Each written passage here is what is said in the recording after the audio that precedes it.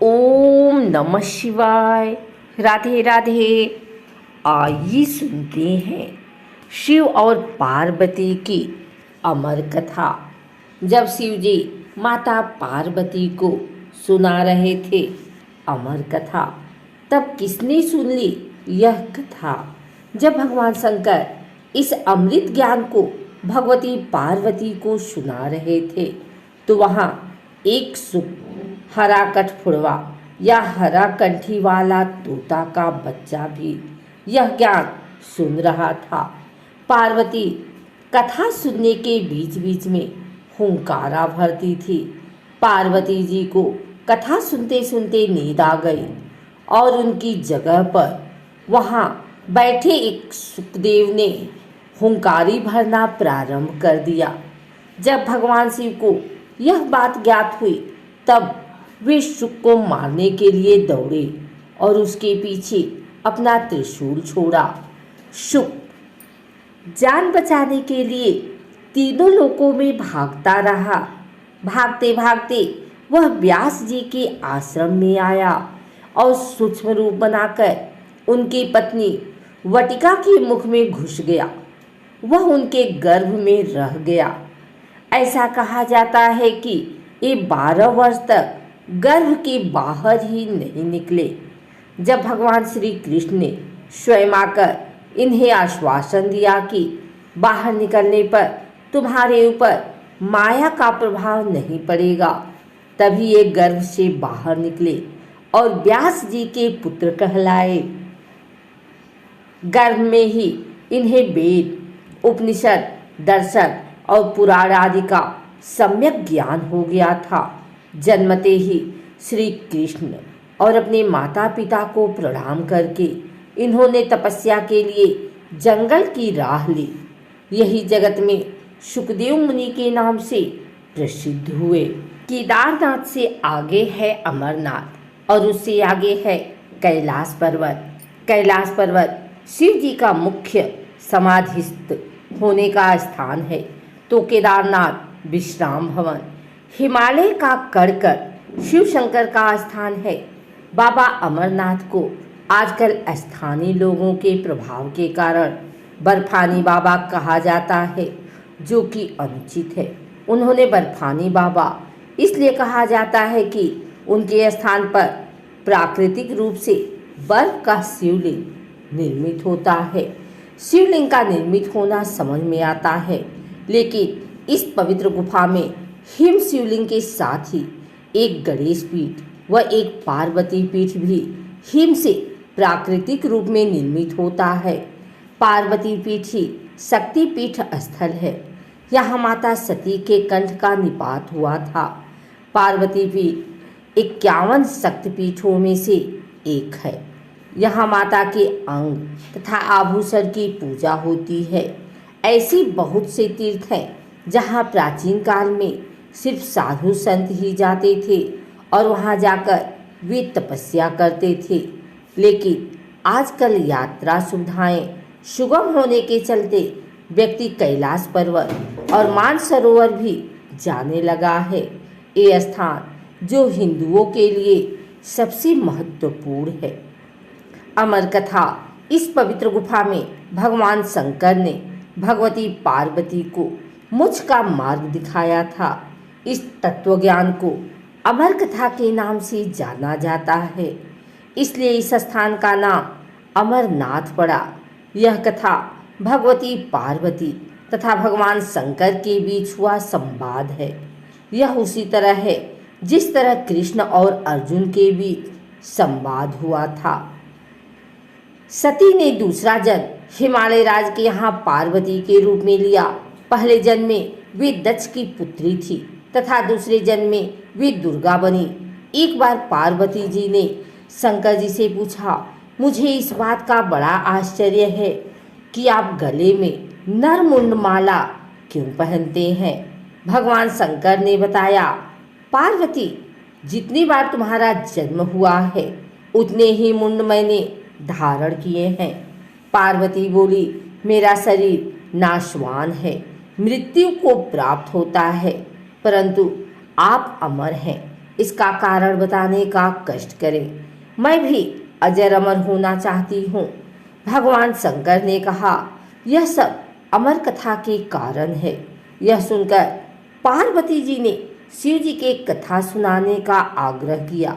बहुत वर्षों तक भगवान शंकर ने इसे टालने का प्रयास किया, लेकिन जब पार्वती की जिज्ञासा बढ़ गई तब उन्हें लगा कि अब कथा सुना देना चाहिए। यह सवाल यह था कि अमर कथा सुनाते वक्त कोई अन्य जीव इस कथा को न सुने। इसलिए भगवान शंकर 5 तत्वों पृथ्वी, जल, वायु, आकाश और अग्नि का परित्याग करके इन पर्वतमालाओं में पहुंच गए और अमरनाथ गुफा में भगवती पार्वती को अमर कथा सुनाने लगे। अमरनाथ गुफा की ओर जाते हुए वे सर्वप्रथम पहलगाम पहुंचे, जहां उन्होंने अपने नंदी बैल का परित्याग किया। तत्पश्चात चंदनबाड़ी में उन्होंने अपनी जटा से चंद्रमा को मुक्त किया। शीशनाग नामक झील पर पहुंचकर उन्होंने अपने गले से सर्पों को भी उतार दिया। प्रिय पुत्र श्री गणेश जी को भी उन्होंने महागुनस पर्वत पर छोड़ देने का निश्चय किया। फिर पंचतरणी पहुंचकर शिव जी ने 5 तत्वों का परित्याग किया। सब कुछ छोड़कर अंत में भगवान शिव ने इस अमरनाथ गुफा में प्रवेश किया और पार्वती जी को अमर कथा सुनाने लगे। जब भगवान शंकर इस अमृत ज्ञान को भगवती पार्वती को सुना रहे थे तो वहाँ एक शुक का बच्चा भी यह ज्ञान सुन रहा था। पार्वती कथा सुनने के बीच बीच में हुंकारा भरती थी।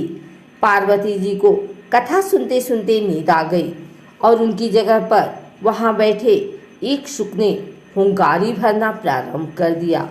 जब भगवान शिव को यह बात ज्ञात हुई तब वे शुक को मारने के लिए दौड़े और उसके पीछे अपना त्रिशूल छोड़ा। शुक जान बचाने के लिए तीनों लोकों में भागता रहा। भागते भागते वह व्यास जी के आश्रम में आया और सूक्ष्म रूप बनाकर उनकी पत्नी वटिका के मुख में घुस गया। वह उनके गर्भ में रह गया। ऐसा कहा जाता है कि ये 12 वर्ष तक गर्भ के बाहर ही नहीं निकला। जब भगवान श्री कृष्ण ने स्वयं आकर इन्हें आश्वासन दिया कि बाहर निकलने पर तुम्हारे ऊपर माया का कोई प्रभाव नहीं पड़ेगा, तभी ये गर्भ से बाहर निकले और व्यास जी के पुत्र कहलाए।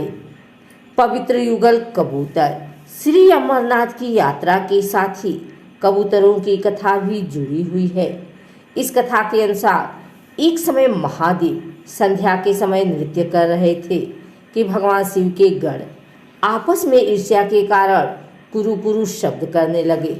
महादेव ने उनको श्राप दे दिया कि तुम दीर्घकाल तक यह सब कुरु कुरु करते रहो। तदुपरांत वे रुद्र रूपी गण उसी समय कबूतर हो गए और वहीं उनका अस्थायी निवास हो गया। माना जाता है कि यात्रा के दौरान पावन अमरनाथ गुफा में इन्हीं दोनों कबूतरों के भी दर्शन होते हैं।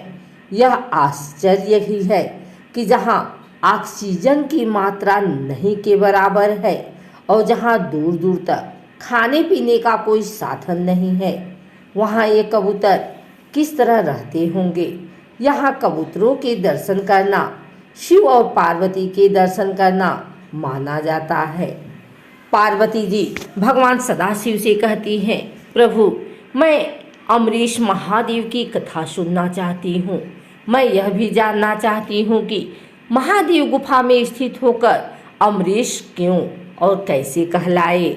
सदाशिव भोलेनाथ बोले, देवी आदिकाल में ब्रह्मा, प्रकृति, स्थावर, पर्वत आदि जंगल, मनुष्य, संसार की उत्पत्ति हुई। इस क्रमानुसार देवता, ऋषि, पितृ, गंधर्व, राक्षस, सर्प, यक्ष, भूतगण, कुष्मांड, भैरव, गीदड़, दानव आदि की उत्पत्ति हुई। इस तरह नए प्रकार के भूतों की सृष्टि हुई, परंतु इंद्र आदि देवता सहित सभी मृत्यु के बस में थे।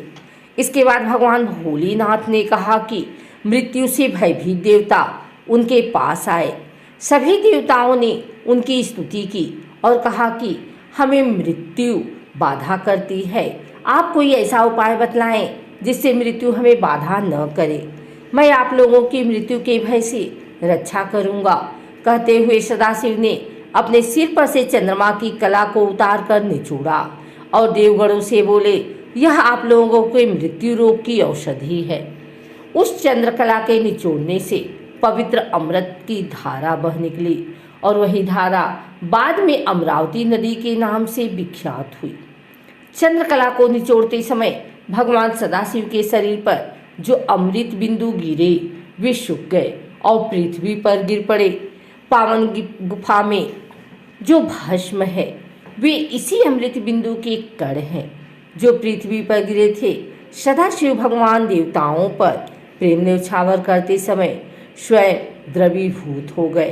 देवगण सदाशिव को जल स्वरूप देखकर उनकी स्तुति में लीन हो गए और बार बार नमस्कार करने लगे। भोलेनाथ ने देवताओं से कहा, हे देवताओं, तुमने मेरा बर्फकालीन शरीर इस गुफा में देखा है। इस कारण मेरी कृपा से आप लोगों की मृत्यु का भय नहीं रहेगा। अब तुम यहीं पर अमर होकर शिव रूप को प्राप्त हो जाओ।